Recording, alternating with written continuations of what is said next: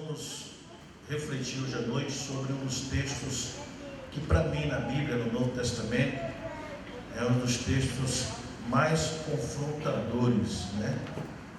Tem um texto que é muito confrontador na Bíblia, é esse texto que nós vamos ler agora, João capítulo 8. Porque a problemática aqui desse texto foi causada por pessoas que eram religiosas na época de Jesus, né? Por isso que a gente tem que ter muito cuidado com a questão da religião, porque às vezes as pessoas vestem a capa de uma religião, se esconde, né, atrás de uma religião e vivem uma vida totalmente contrária daquilo que Deus gostaria que elas vivessem. Esse texto aqui vai falar sobre isso. Nós vamos ler João capítulo 8, essa história, e vamos conversar um pouquinho com os irmãos hoje à noite sobre esse texto. O texto diz assim: porém Jesus foi para o Monte das Oliveiras, e pela manhã cedo voltou para o templo. Jesus voltou para onde? Para o templo, né? Ele foi primeiro para o monte. Aqui está subentendido que ele não foi para o monte passear nem brincar, né? Ele foi buscar a Deus. Ele foi estar ali na presença do Pai, em oração, buscando ao Senhor. Por isso que a gente precisa pensar muito sobre a questão da gente estar sempre na presença de Deus, orando, sempre buscando a Deus.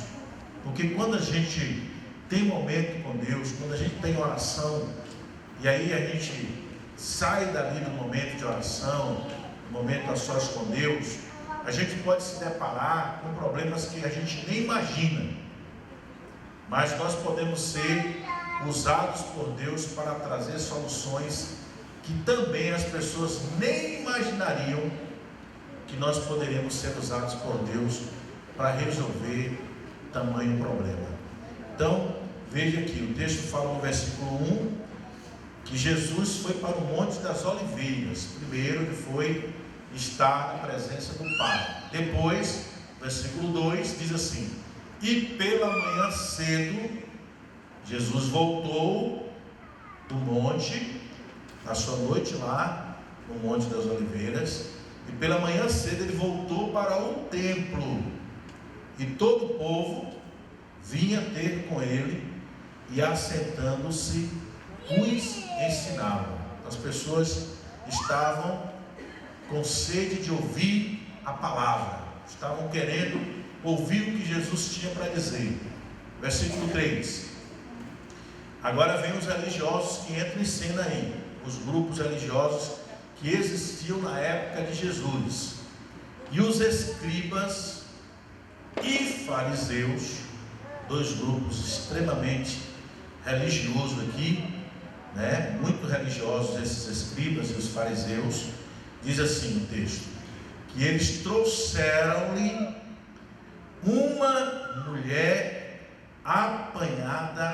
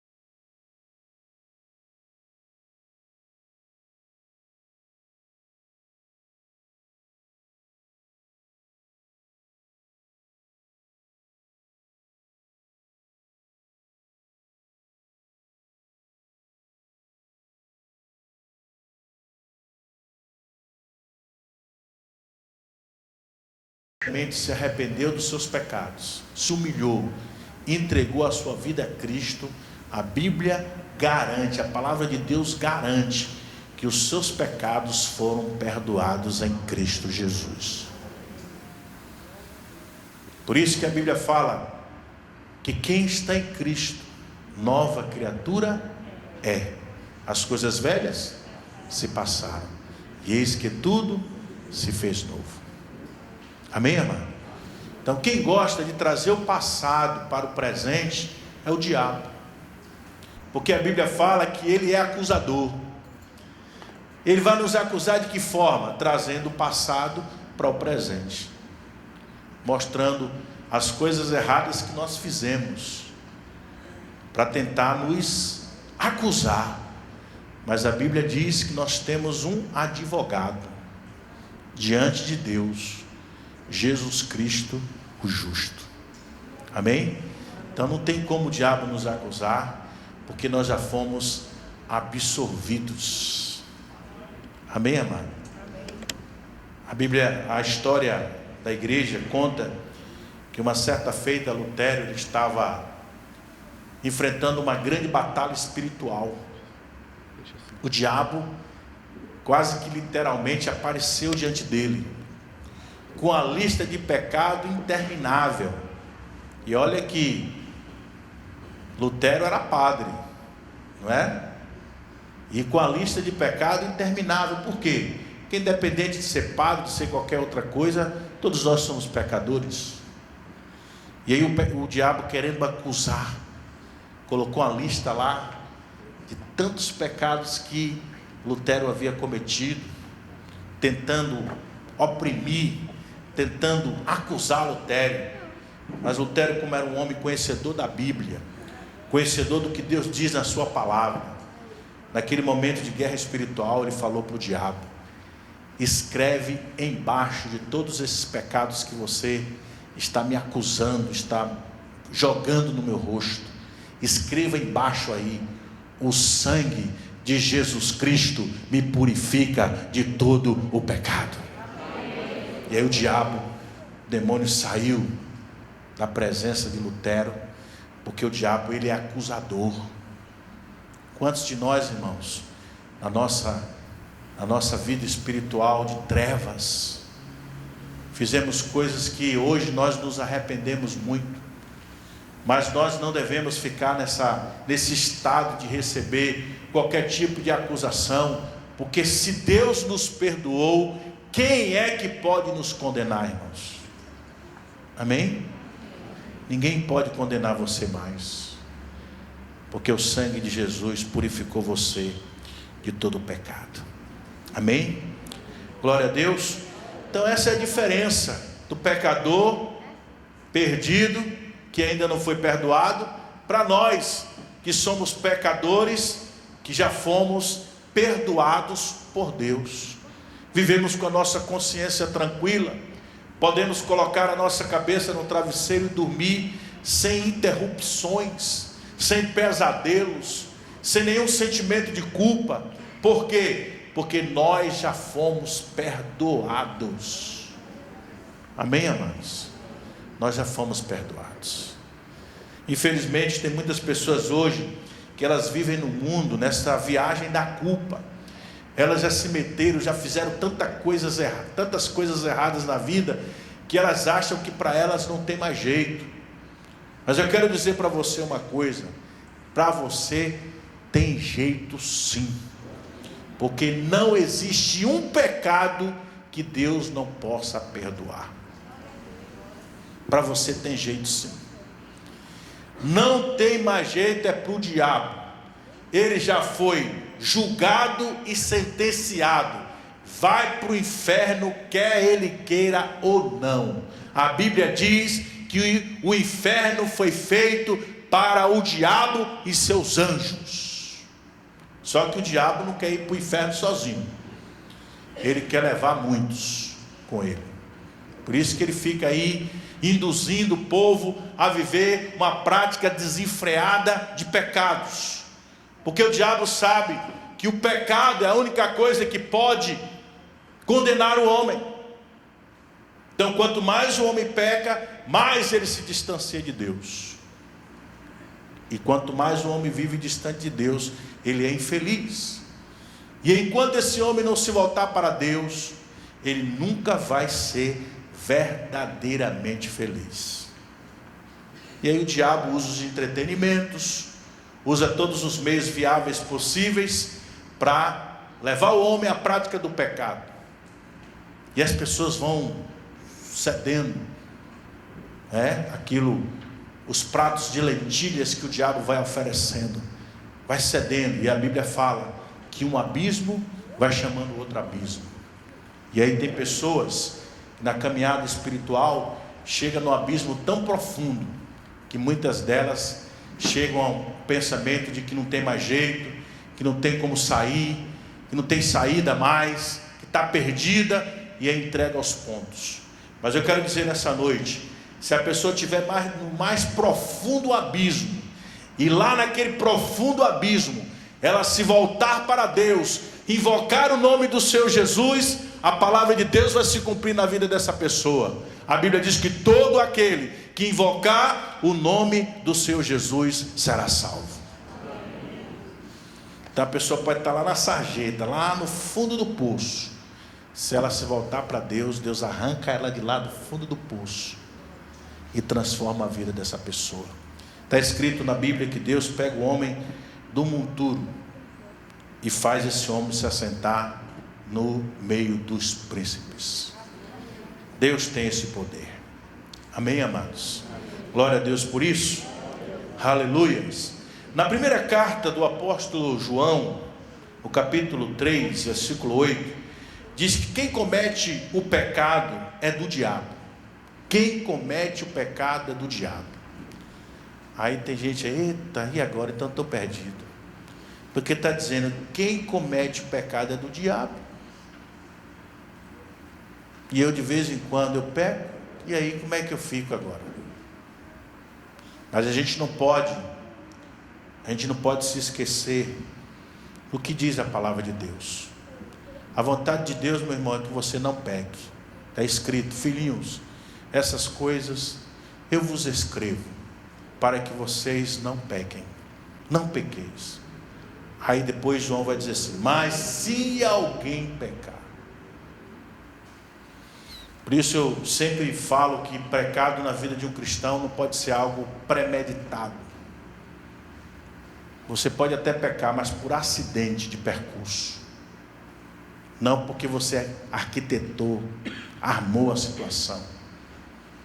Você foi andando e por falta de vigilância, você sofreu um acidente no percurso. Você caiu no pecado. A Bíblia diz que Deus não tem o culpado por inocente. Então, quando a Bíblia diz assim, quem comete o pecado é do diabo, e vai dizer mais ainda, porque o diabo peca desde o princípio. O diabo peca desde o princípio. Quem comete pecado é do diabo. A Bíblia está falando aqui nesse texto das pessoas que vivem nesse mundo, que têm prazer em viver na prática do pecado. Pessoas que gostam de mentir, de enganar o seu próximo. Pessoas que gostam de fazer determinadas coisas que a palavra de Deus menciona como pecado. Tem prazer em viver dentro desse contexto. Então, está enquadrado essas pessoas nesse texto que nós mencionamos aqui. Mas esse mesmo versículo, eu gosto da Bíblia, que a Bíblia mostra sempre algo paralelo, mostra um lado e o outro. Esse mesmo texto que fala que quem comete o pecado é do diabo, porque o diabo peca desde o princípio, no final desse versículo diz assim, para isto, o Filho de Deus se manifestou para desfazer as obras do diabo. Então Jesus se manifestou para desfazer as obras do diabo. Quais são as obras do diabo? Induzir o homem à prática do pecado.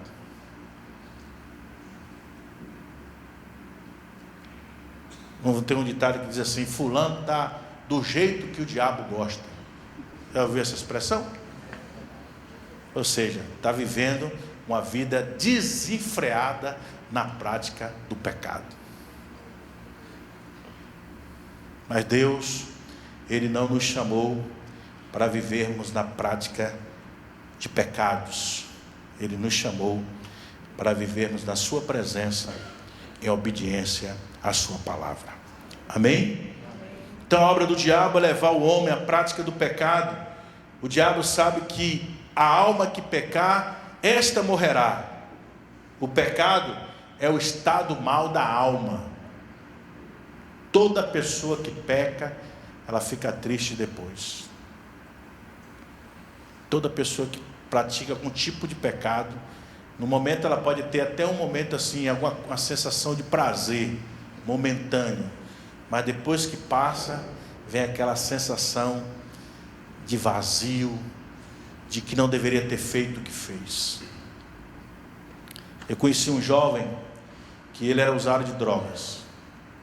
Eu estava evangelizando ele. Ele falou: "Ô pastor, eu gostaria tanto de deixar de usar maconha. Às vezes eu até tento. Tem vezes que eu chego, pego baseado assim, jogo dentro do mato, digo, nunca mais eu quero ver essa porcaria. Quando eu me pego, é andando de 4 pés dentro do mato, procurando o lugar que eu joguei." Aí ele falou para mim assim: "Pastor, quando eu uso a maconha, eu faço umas viagens, fico viajando, eu me sinto tão bem." Aí ele disse assim: "Agora depois que passa o efeito da maconha, eu me sinto o homem mais infeliz do planeta. Um vazio toma conta do meu ser, da minha alma, do meu coração. Se eu pudesse morrer, eu morreria." Eu falei: "Você está precisando de Jesus, rapaz. Você precisa entregar a sua vida a Cristo, para Ele preencher essa lacuna, esse vazio que está no seu coração." Mas infelizmente, esse jovem, ele continuou se enveredando pelo caminho das drogas. E ele foi encontrado naquela época, aqui em Feira, que tinha aquelas discotecas. Ele foi encontrado em um dos banheiros de uma dessas discotecas de Feira. Ele tinha usado uma dose excessiva de cocaína na veia, uma overdose, e veio a óbito, morreu, por causa do vício, por causa do pecado. Eu fiquei muito triste, porque eu tive a oportunidade de conversar com ele, de falar de Jesus, mas ele não quis se voltar completamente para Deus, para poder ser livre daquele mal. Infelizmente, como aconteceu com esse jovem, tem acontecido com milhares de jovens, de pessoas adultas também. Muitos têm morrido em seus pecados, que é o pior de tudo. Muitos têm morrido em seus pecados porque não sabem, não conheceram ainda as verdades da palavra de Deus. A Bíblia diz que o apóstolo João Batista, quando ele viu Jesus, ele apontou para Jesus e disse: "Eis o Cordeiro de Deus que tira o pecado do mundo." Jesus veio com essa missão, tirar o pecado da nossa vida. E Ele tem autoridade para fazer isso. Amém, irmãos? Porque Jesus foi o único ser, o único homem que viveu neste planeta como nós estamos vivendo, que não cometeu nenhum pecado. A Bíblia diz que Ele venceu o pecado por nós. Então Ele tem autoridade, irmãos. Assim como Ele venceu, Ele pode também nos dar força para vencermos. A Bíblia diz que o pecado está tão perto da gente. O escritor da carta aos Hebreus vai dizer que a gente tem que ter cuidado, que a gente tem que estar vigilante, porque estamos rodeados de uma tão grande nuvem de testemunha, e também dos pecados que nos rodeiam. Eu estava lendo um livro essa semana, contando a história de um jovem de Deus. Ele foi fazer um trabalho, só que ele não pôde ir com a esposa, ele foi sozinho, ficou no hotel, e ele não sabia que aquele hotel que o pessoal colocou ele, era um hotel que, próximo ao hotel, tinha mulheres de programa. E ele estava lá naquele hotel, desceu para ficar na área lá do bar, de repente chegou uma mulher, e a mulher começou a conversar com ele, que estava ali para proporcionar a ele grandes realizações. Aí ele pensou que era uma funcionária do hotel, e aí alimentou a conversa, pensou que era uma funcionária do hotel. Aí a conversa foi ficando mais estreita, né? Não, eu estou aqui para realizar os seus desejos. Aí ele falou, que negócio é isso? Aí ele disse que na mesma da hora, jovem, na mesma da hora veio na mente dele um filme, José fugindo da mulher de Potifar.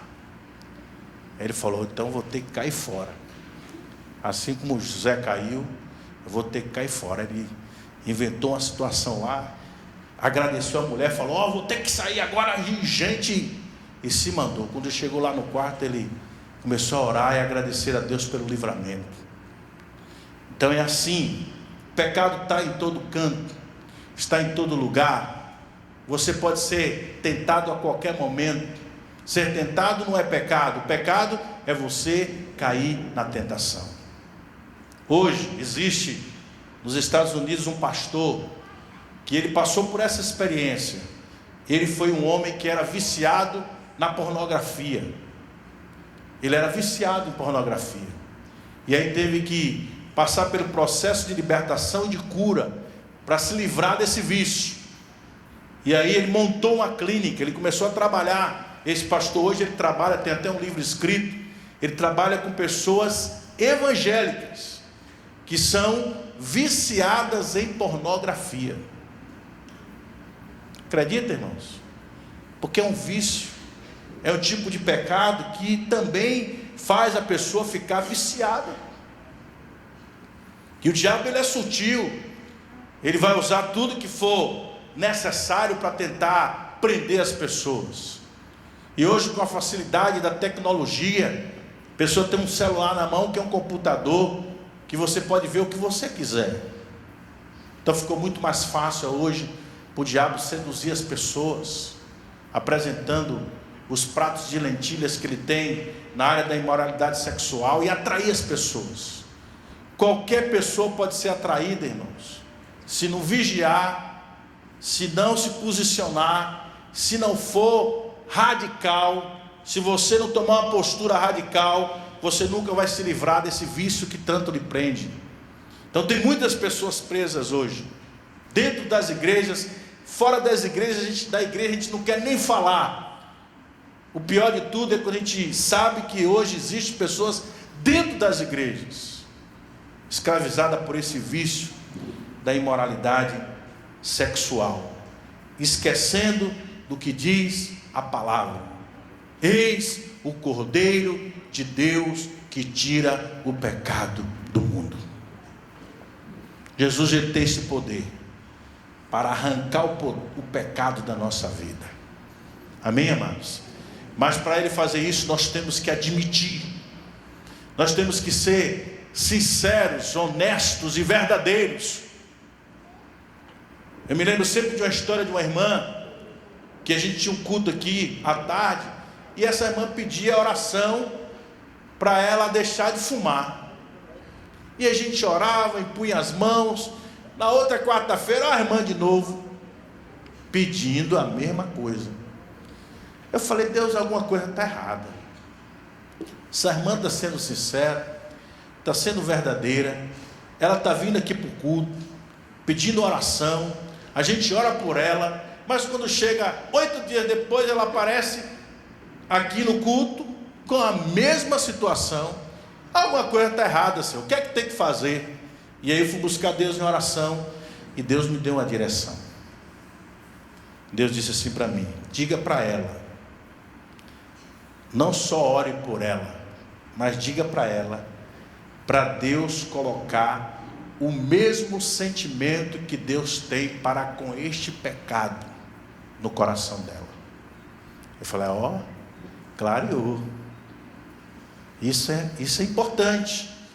E aí cheguei para aquela irmã e disse, minha irmã, sabe quando é que a irmã vai ser liberta desse vício? Mais de 40 anos de fumando. Sabe quando é que a irmã vai ser liberta desse vício? Ela é o que eu mais quero. Quando a irmã pedir a Deus, e a irmã vai fazer isso hoje, para Deus colocar o mesmo sentimento que Ele tem para com este pecado no seu coração. Todo pecado Deus tem aversão. Todo pecado Deus tem nojo. Amém, irmãos? E aí nós oramos. 8 dias passaram. E a irmã disse, pastor, depois daquele dia que o Senhor falou aquelas palavras, que era para Deus colocar o mesmo sentimento no meu coração para com aquele pecado, e que o Senhor orou no outro dia, que eu fui até ver, né, se funcionava ou não, mas quando eu acendi o cigarro, eu senti um nojo repugnante dentro de mim tão grande, deu vontade de vomitar, e eu joguei o cigarro para fora, e Deus me libertou. Nunca mais ela fumou. Nunca mais. A questão, irmãos, é que tem na nossa vida alguns pecados que são verdadeiros bichinhos de estimação. Nós gostamos deles. E quando a gente gosta, irmão, para a gente abrir mão, não é fácil. Aí tem que ter, como alguém diz, tem que ter muito sangue no olho para dizer não. Não é fácil, mas também não é impossível. Você pode, porque Jesus, o Filho de Deus, Ele veio para tirar o pecado do mundo. Amém, amados? Glória a Deus. Jesus veio libertar o homem da escravidão do pecado. O homem, para ser liberto da escravidão do pecado, ele precisa reconhecer o seu estado espiritual, pecador perdido, e se arrepender, voltando-se para Deus através da fé em Cristo. Amém, amados? A mensagem do verdadeiro evangelho é uma mensagem que mostra que o homem é um pecador e precisa se arrepender dos seus pecados. Hoje, irmãos, infelizmente a gente não ouve muito nas igrejas, até mesmo nos programas, né, de televisão, a pregação falando que o homem tem que se arrepender dos seus pecados, que o homem precisa reconhecer que é pecador. A gente ouve muito hoje a pregação da prosperidade. Eu não tenho nada contra a prosperidade, porque eu sei que a prosperidade que o mundo prega é uma, mas a prosperidade que Deus tem para a gente é outra, totalmente diferente. A prosperidade que o mundo tem é a prosperidade de você ficar confinado em uma casa no período de 3 meses, para no final você ganhar R$1 milhão. Essa é a prosperidade do mundo. Ou senão, você jogar na Mega Sena e ganhar 120 milhões. Ou no jogo do bicho para ganhar 5 mil. Essa é a prosperidade do mundo. Para você ganhar um dinheiro fácil. Um dinheiro que não foi suor do seu rosto. O dinheiro que não foi suor do seu rosto é maldição. Mas a prosperidade de Deus é diferente. Você trabalha, Deus faz você prosperar, adquirir as coisas que você almeja e sonha com o seu trabalho, e isso faz você se sentir bem. Amém, amado? Porque você conseguiu, lutou, batalhou, e você conquistou algo que era sonho. E aí você se sente bem, porque você andou pelo caminho certo. E prosperidade não é só ter dinheiro no bolso, e nem muito dinheiro, porque senão A gente poderia dizer assim que os bicheiros, os donos de cervejaria, os homens do tráfico de drogas, eram os homens mais abençoados do planeta, porque são as pessoas que mais têm dinheiro. É ou não é? Mas vai ver como é que esses homens vivem. Eu sei como é que eu vivo. Posso não ter o dinheiro que eles têm, mas eu tenho paz. Eu deito e durmo e acordo tranquilo. Amém? Tenho saúde. Amém, amados? Vivo em paz na minha casa, com a mulher que Deus me concedeu. Na nossa casa não tem briga, não tem confusão, não tem espaço para o diabo. Nós vivemos bem. Para mim esta é a maior de todas as prosperidades. Amém, amados?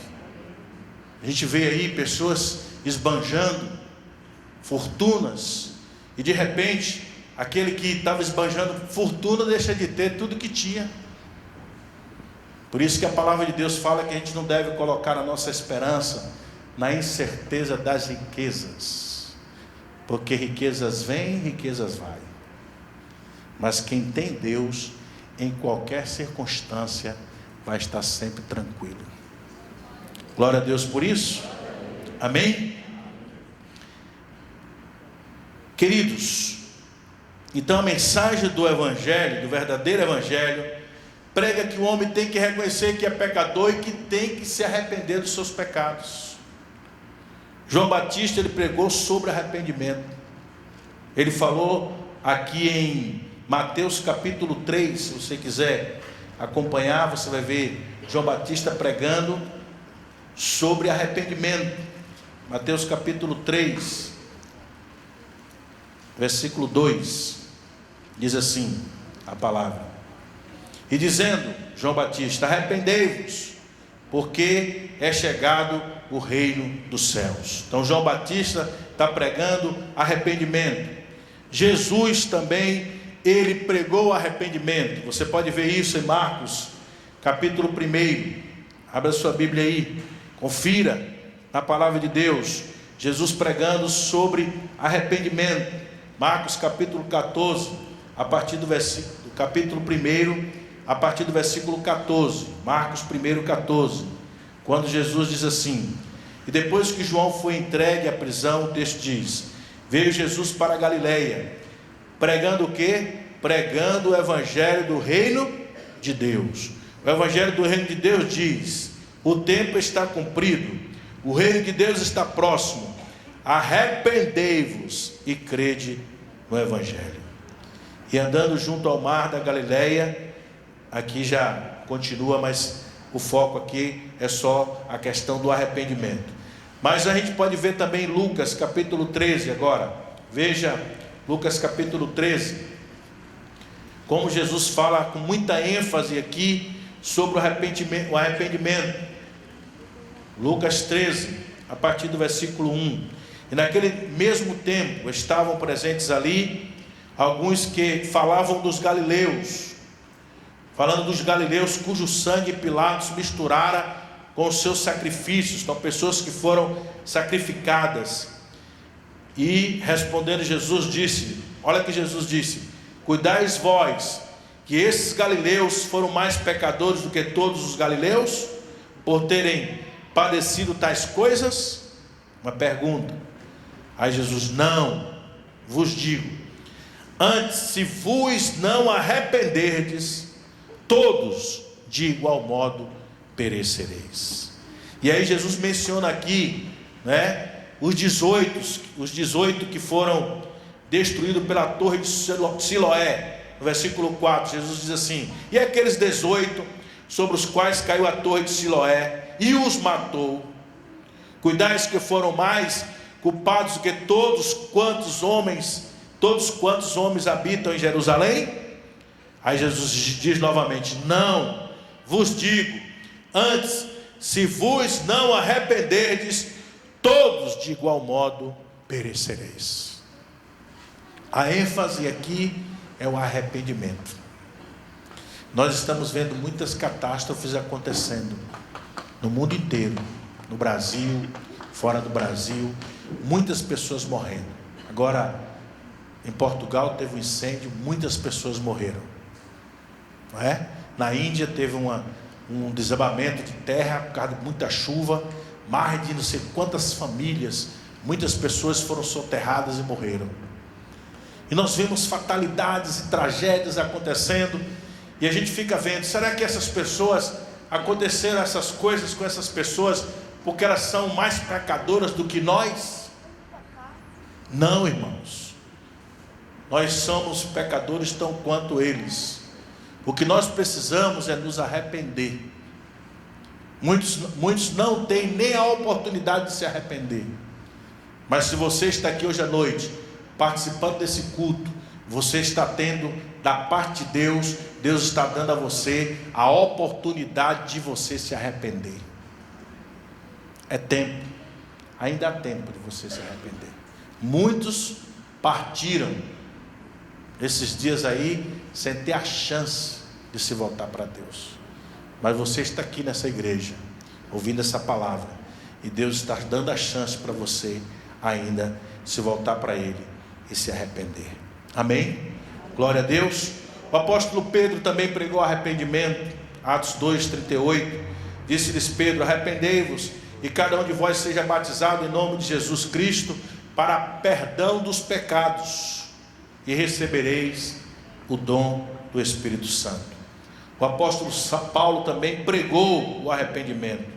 Em Atos capítulo 17, versículo 30, ele diz assim: mas Deus, não tendo em conta os tempos da ignorância, anuncia agora a todos os homens, em todo lugar, que se arrependa. A palavra de Deus diz que quando um pecador se arrepende, há alegria nos céus. Amém, amado? E esse pecador pode ser eu, pode ser você, pode ser qualquer pessoa. Porque muitas vezes, quando a gente vê essa expressão pecador, a gente pensa somente nas pessoas que estão fora da igreja. Mas quantos pecadores estão dentro das igrejas? E é aqui que a gente vai entrar agora no texto que a gente leu no início, porque eu não usei o texto como pretexto, ok? Quantos pecadores estão dentro das igrejas? Aqui que a gente volta para o texto de João capítulo 8, que mostra que os escribas, os fariseus, eram religiosos, entre aspas, diziam que conhecia Deus, conhecia os mandamentos, conhecia a palavra, conhecia Moisés, conhecia Abraão, conhecia tudo da Bíblia, do Antigo Testamento. Mas eles se opuseram, eles se levantaram contra Jesus, o Filho de Deus, por causa da ignorância espiritual que eles estavam vivendo. Infelizmente, às vezes, amados, é o que tem acontecido na igreja. Tem muita gente que está na igreja, mas, desculpa a expressão, é ignorante espiritualmente falando. Não conhece a Bíblia, não conhece as Escrituras Sagradas, não tem condições de conversar com uma pessoa sobre Deus. Você pode até, meu irmão, não conhecer a Bíblia, versículos decorados da Bíblia, mas se você tiver a oportunidade de conhecer, de falar de Deus para alguém, você deve falar com convicção e com propriedade. Você tem uma história, você sabe o que Deus já fez na sua vida. Tudo isso que Deus fez já é algo suficiente para você falar de Deus para alguém. E às vezes você não fala, porque você acha que o que Deus fez na sua vida foi muito pouco. Mas eu quero dizer para você, eu quero refrescar sua memória. O que Deus fez na sua vida foi algo muito grande. Amém? E você não deve se esquecer do que Ele fez na sua vida. Nunca. Não negue a sua fé. Não deixe, quando você tiver a oportunidade de falar do amor de Deus para alguém, não deixe de falar, fale.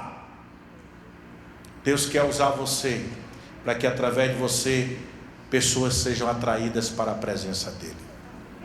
Amém, queridos? Glória a Deus. Agora, voltando para o texto que nós lemos no início, à luz do texto, nós vamos ver o que nós vemos no mundo, na época de Jesus, que Jesus viveu, e o que nós vemos no mundo hoje, nos dias atuais, que nós estamos vivendo. Vamos fazer essa aplicação, para a gente fechar aqui essa palavra. Para os homens sem escrúpulos e legalistas, não precisava haver nenhum lugar, nem hora, para eles exibirem sua religiosidade falsa. Então, o que é que a gente vê aqui à luz desse texto? Primeira coisa, um mundo, uma sociedade injusta, acusando alguém de injustiça. É o que a gente mais vê hoje, irmãos.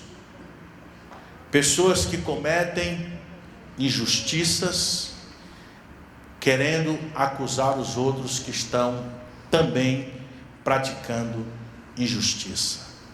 Uma sociedade injusta acusando alguém de injustiça. Então, estes homens que nós vemos aqui, religiosos na Bíblia, eles eram caçadores de problemas. Queridos, quando a pessoa vive uma religiosidade de exibição, ela vive procurando problemas. Esses homens mencionados aqui no texto, os escribas e fariseus, eles viviam uma religiosidade do exterior, da aparência, da exibição. Eles queriam mostrar para as pessoas que eles eram mais espirituais, mais religiosos do que os outros. Aí eu pergunto para você, será que nos nossos dias hoje não acontece a mesma coisa, irmãos? Será que no nosso meio hoje, no meio do povo, tido como povo evangélico, não tem muita gente que gosta de se exibir, de se mostrar, de querer mostrar para os outros que eles são mais espirituais? Será que a gente não vive esse contexto, irmãos, também, de realidade? Eu já vi alguém dizendo assim: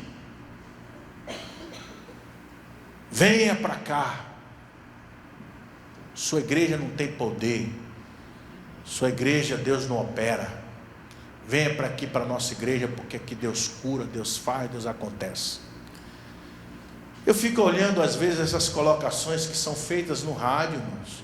Isso é feito no rádio, para todo mundo ouvir, é feito na internet, para todo mundo ver, é feito na televisão, para todo mundo assistir. As pessoas se exibindo de forma espiritual, querendo mostrar que é melhor do que os outros. Essa mesma situação Jesus teve que enfrentar nos dias que ele aqui viveu, com as pessoas que eram tidas de Deus, que eram tidas como mais espirituais aos olhos dela. Mas Jesus, irmãos, não alisou esse povo não, viu? Jesus bateu de frente. Quando surgiu a oportunidade, Jesus dizia: vocês estão dizendo que vocês são filhos de Deus? Vocês são filhos do diabo. Jesus também não alisava não, viu? Quando tinha um momento, Jesus botava para lá, né? Chamava eles de sepulcros caiados. Vocês vivem uma espiritualidade de exterioridade. Por fora vocês estão mostrando que está tudo bonito, mas por dentro vocês estão podres. Porque eram pessoas que queriam somente estender o dedo e acusar os outros. Então essas coisas se fazem às portas fechadas.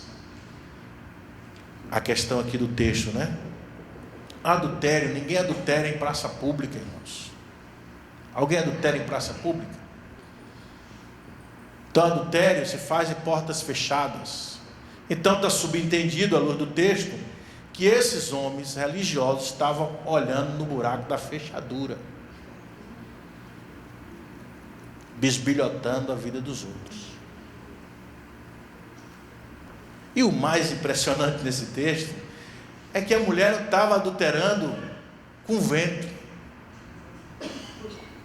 E na hora que levaram, eles levaram quem para a presença de Jesus? A mulher, e deixou o homem livre. Essa sociedade que nós vivemos é assim, irmãos. O homem apronta, o homem faz, o homem acontece, mas só quem leva o prejuízo é a mulher. Foi o que aconteceu aqui. O homem faz o que faz, mas na hora da culpa é a pobre da mulher que tem que levar a culpa. É o que o texto mostra. Ela não estava adulterando sozinha. Então esses homens, além de estarem bisbilhotando a vida dos outros, agiram desta forma. Eles estavam procurando por um espetáculo mortífero. No fundo, esta atitude revelava a busca de autojustificação de cada um deles. E o erro dos outros me assegura de que eu não estou sozinho. Então a sociedade hoje, ela vive buscando a punição dos errados. É isso? Quantos de nós dizemos assim: lugar de ladrão é aonde? Na cadeia.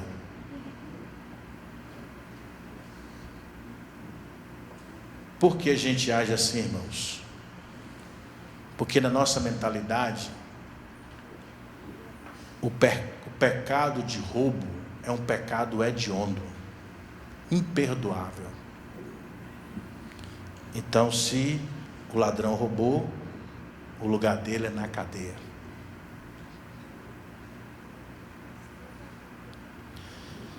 Para nós, lugar dos errados, irmão, sabe onde é que tem que estar os errados? Na igreja. Anteontem estava evangelizando um rapaz, um empresário, camarada muito rico. Ele tem uma fábrica de óculos e fabrica esses óculos mais caros que tem, Ray-Ban, que você imaginar, é nessa linha dele. Um homem muito rico. E eu estava evangelizando ele, porque ele falou: sabe o que eu não gosto? Eu falei: o que é que você não gosta? Ele disse assim: é que a pessoa fica no mundo, apronta um bocado de coisa e vai para a igreja depois. Eu falei: varão, você tem que entender que Jesus, ele veio salvar os doentes. Não foi Jesus que disse isso? Os sãos não necessitam de médico, e sim os doentes. Eu não vim salvar justos, mas pecadores. Então, quanto mais pecador, mais precisa de Jesus. E aí eu falando para ele que o entendimento é totalmente diferente. Jesus veio para aqueles que a sociedade coloca à margem, que ninguém quer dar mais nenhuma oportunidade. Jesus veio principalmente para esses carentes, necessitados, que reconhecem que estão perdidos e que estão precisando de salvação. E outra coisa que a gente precisa também pensar um pouquinho hoje à noite, que o pecado, irmãos, o pecado está no coração de cada um. E vou mostrar isso para vocês na Bíblia, Marcos capítulo 7, versos 20, 21, 22 e 23. Diz assim: Jesus continuou: o que sai do homem é o que torna impuro, pois do interior do coração dos homens vêm os maus pensamentos, as imoralidades sexuais, os roubos, os homicídios, os adultérios, as cobiças, as maldades, o engano, a devassidão, a inveja, a calúnia, a arrogância e a insensatez. Todos esses males vem de dentro e tornam o homem impuro. Marcos capítulo 7, versos 20 a 23. Então o pecado está no coração. Por isso que a palavra de Deus fala que a gente precisa entregar o nosso coração a Deus. Porque se o nosso coração não estiver na mão de Deus, esses males mencionados aqui alcançarão os nossos corações. A outra coisa que a gente quer mencionar aqui para a gente andar para o final: uma sociedade injusta, o mundo do injusto, o mundo injusto, busca erro na divindade. Você sabia que nós estamos vivendo hoje nesse momento onde as pessoas buscam de uma forma desenfreada erro em Deus, erro nas coisas que são de Deus?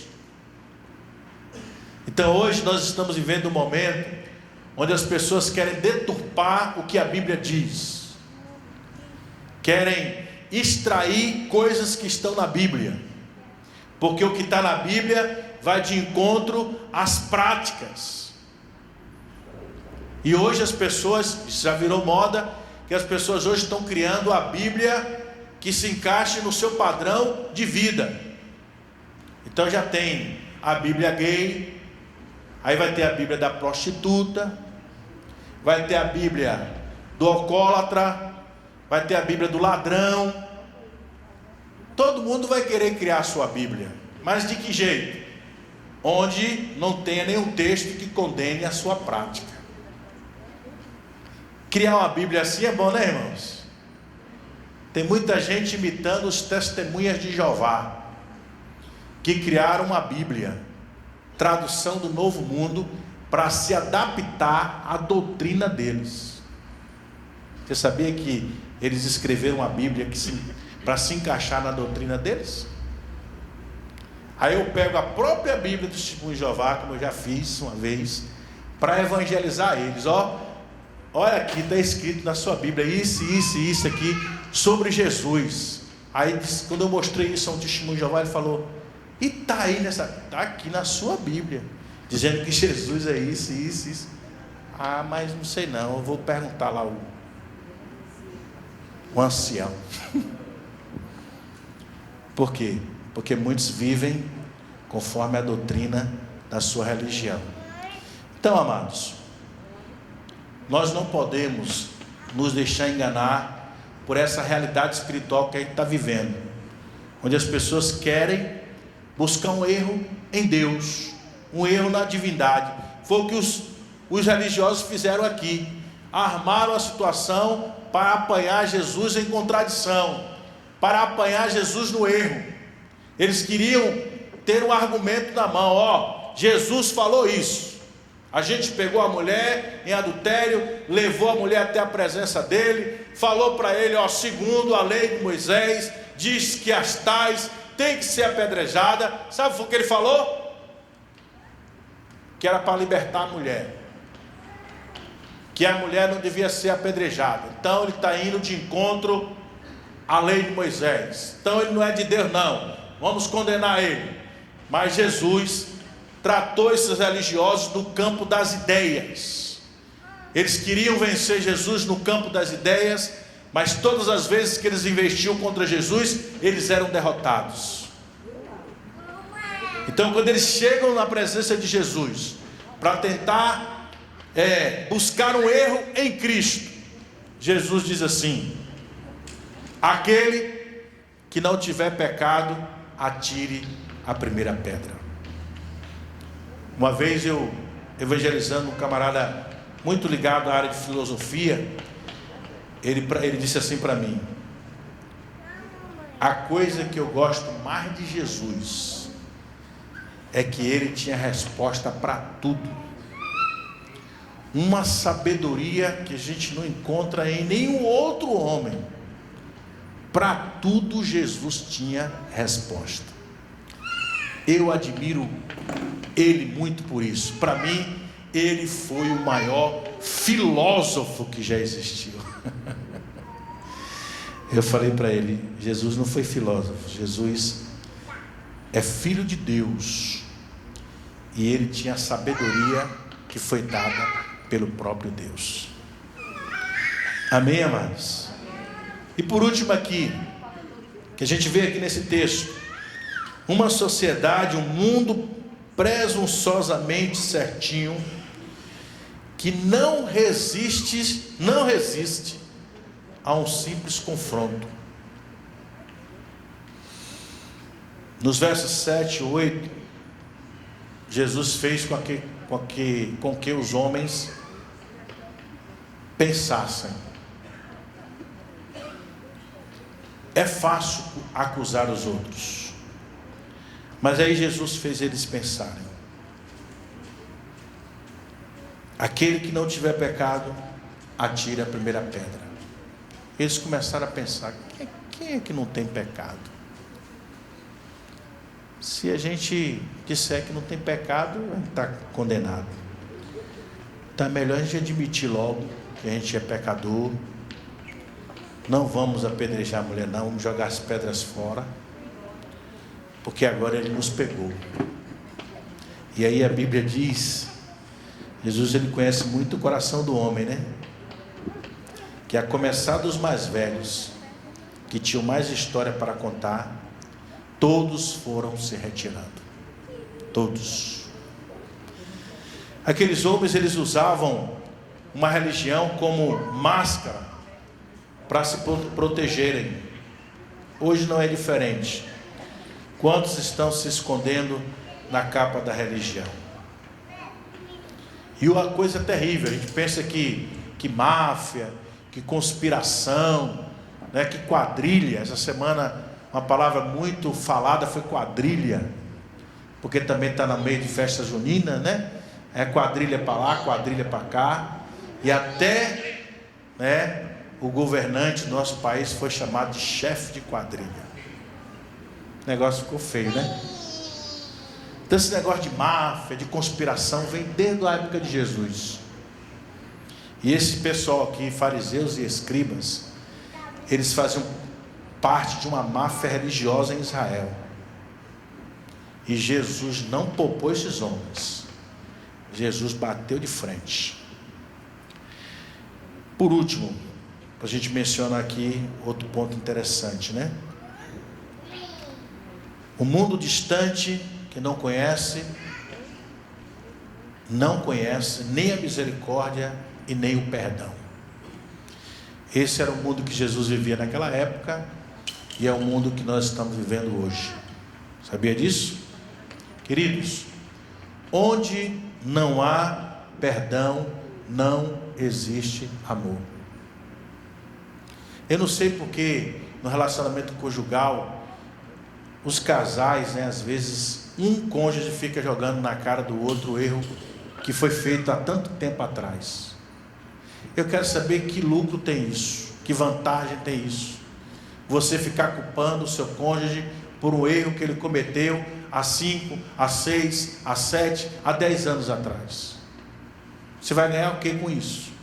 Qual é o benefício que vai trazer para o relacionamento no presente? Por isso que eu tomei uma postura na minha vida conjugal. Eu nunca trago o passado para o presente. O passado ficou para trás. Deus não traz o passado para o presente para jogar na cara da gente, para nos acusar, porque eu vou fazer o que Deus não faz. Mas nós somos peritos nesse negócio, sabia? Parece que a gente gosta de fazer isso, de pegar o passado e trazer para o presente. Ó, irmãos, vou dizer uma frase aqui que é dura, mas eu tenho que dizer: quem gosta de trazer o passado para o presente é o diabo, porque ele é acusador. O nosso Deus nunca traz o passado. Ele diz: olha, do teu passado eu não me lembro mais. E ele nos instrui a olharmos para frente, deixando as coisas que para trás ficam. Vamos para frente. Mas tem gente, irmãos, que já gosta desse negócio, vale a pena ver de novo. Então não tem relacionamento nenhum, irmãos, que viva em harmonia, se não há perdão, não existe amor. Perdoa, seja lá o que a pessoa fez, perdoa, meu irmão. Mais culpa tinha você diante de Deus, Deus te perdoou de tudo. Agora tu não quer perdoar a pessoa que está ao teu lado porque te fez alguma coisa de ruim? Soma tudo que tu já fez na vida, de pecado, de ruindade, de coisa ruim, de coisa terrível, de coisa hedionda. Soma tudo para ver se é maior do que o teu cônjuge fez contigo. Não é não. Eu garanto que não é não. Então perdoa o bichinho. Perdoa a bichinha. A bichinha de Jacó, o bichinho de Jacó, perdoa ele. Perdoa ela em nome de Jesus. Amém, amados? Glória a Deus por isso. O amor é o carro-chefe do evangelho. Não existe evangelho sem amor. Não existe cristianismo sem amor. Amém, irmãos? Cristianismo sem perdão seria sistema religioso falido. Jesus não é condescendente com o pecado da mulher. Você, mulher, é mesmo uma pecadora. Jesus não passou a mão, você não é pecadora não. Você é mesmo uma pecadora. O tratamento, porém, é diferente. Jesus não poupou ela porque ela era mulher somente. Não porque ela estivesse em desvantagem no meio de tantos homens. Não porque Jesus queria se vingar dos seus oponentes, mas porque veio salvar o mais vil pecador. Amém, irmãos? Glória a Deus por isso. Aí o texto fala que restam somente os dois. Ela está nas mãos de Jesus, a mulher. O que é que Jesus vai fazer? Diante de Jesus, os covardes acusadores desaparecem. Jesus pergunta para ela, por eles: onde é que estão os teus acusadores? Segunda pergunta: ninguém te condenou? Para duas perguntas, duas respostas. Nem eu te condeno. Vai e não peques mais. Glória a Deus, irmãos. Uma vez perdoado e limpo, o pecador, ele passa a ser uma nova criatura. Amém, amado? E uma grande prova de que você foi liberto é você não querer mais viver nas práticas que você vivia antes. Quem continua tendo prazer nas práticas que fazia antes é porque ainda é escravo do pecado. Mas a Bíblia diz assim: libertos do pecado, fostes feitos filhos de Deus. Quantos libertos de pecados nós temos aqui hoje? Fique de pé em nome de Jesus.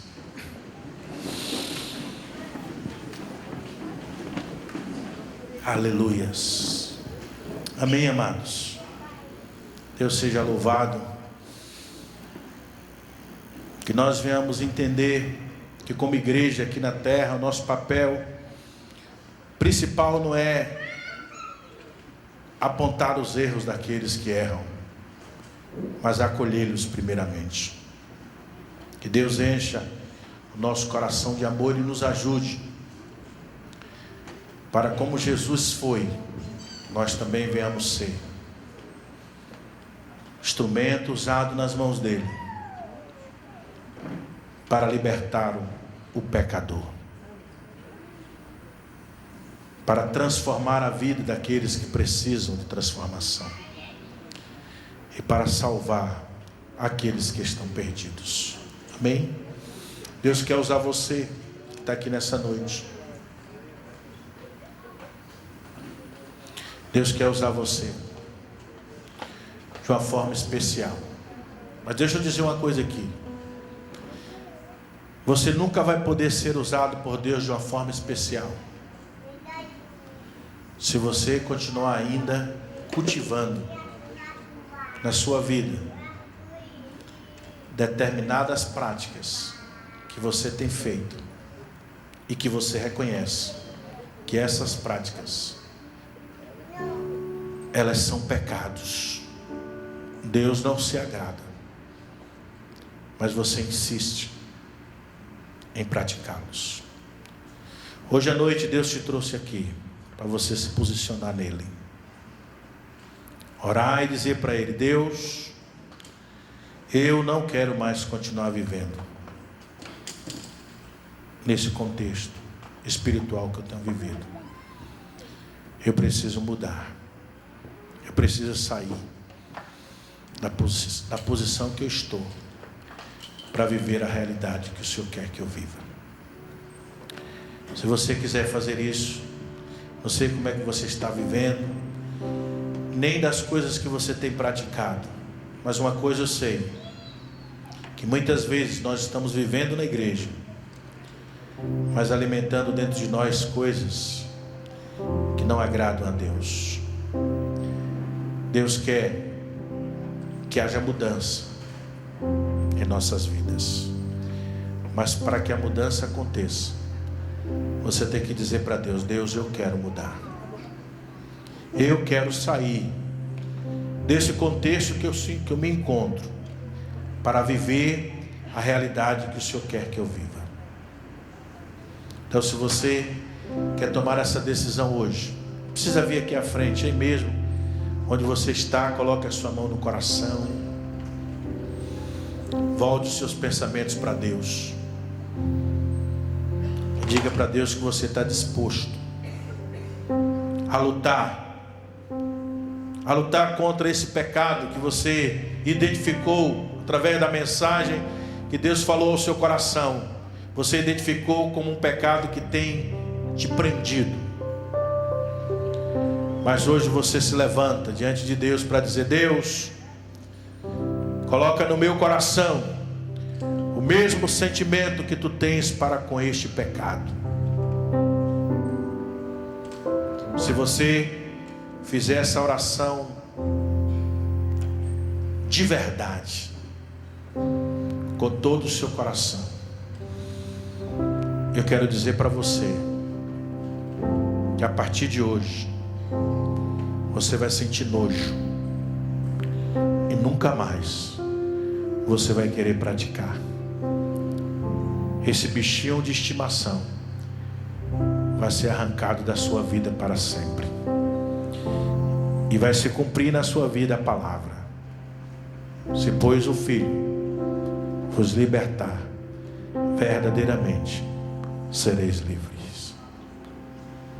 Levante a sua mão, comece a pedir a Deus graça, comece a Deus a pedir força, comece a orar agora e dizer: Deus, coloca agora no meu coração o mesmo sentimento que o Senhor tem para com este pecado. Não adianta eu continuar a viver na prática do mesmo, porque só tem trazido mal para a minha vida. Eu quero abrir mão, Senhor. Eu quero renunciar. Eu quero voltar-me completamente para Ti, porque eu sei que o Senhor tem coisas melhores para a minha vida. Levante as suas mãos e comece a orar. Comece a clamar. Comece a pedir graça. Comece a pedir forças. Comece a pedir a Deus para vir ao teu encontro nesta hora, para te ajudar a vencer essa luta, esta guerra, essa batalha que você tem enfrentado. Você, mais do que ninguém, sabe como tem sido difícil vencer, mas Deus vai te dar a força que você precisa, e você vai vencer em nome de Jesus. Você vai vencer.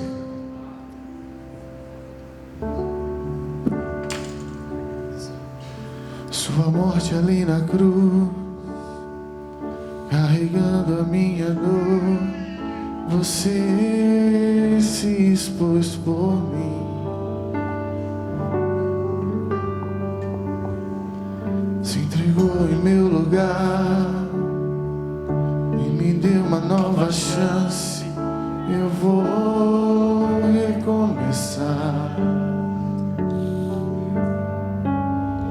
Vou deixar na cruz tudo que passou, tudo que ficou pra trás.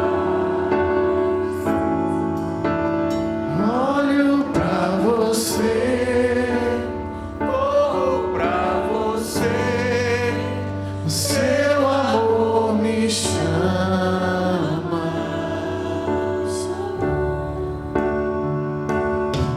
Sua morte ali na cruz, carregando a minha dor, você se expôs por mim.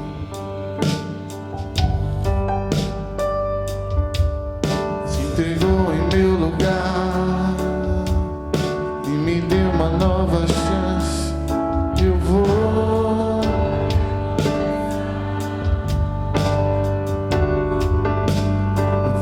deixar na cruz tudo que passou, tudo que ficou pra trás. Olho pra você, corro pra você, seu amor me chama.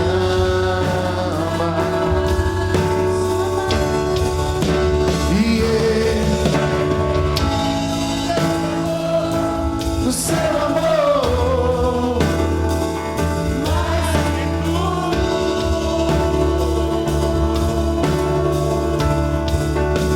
E eu confio que esse amor tem poder pra curar dor. Levante suas mãos e deixe na cruz. Vou deixar na cruz tudo que passou, tudo que ficou pra trás. Olho pra você, corro pra você, seu amor me chama. E eu dependo desse amor, seu amor, mais que tudo.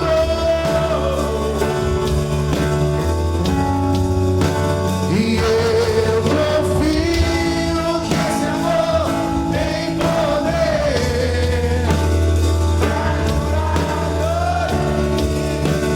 Só vocês agora, vou deixar na cruz. Vou deixar na tudo que passou, tudo que ficou pra trás. Olho pra você, corro pra você, seu amor me chama. Aleluias.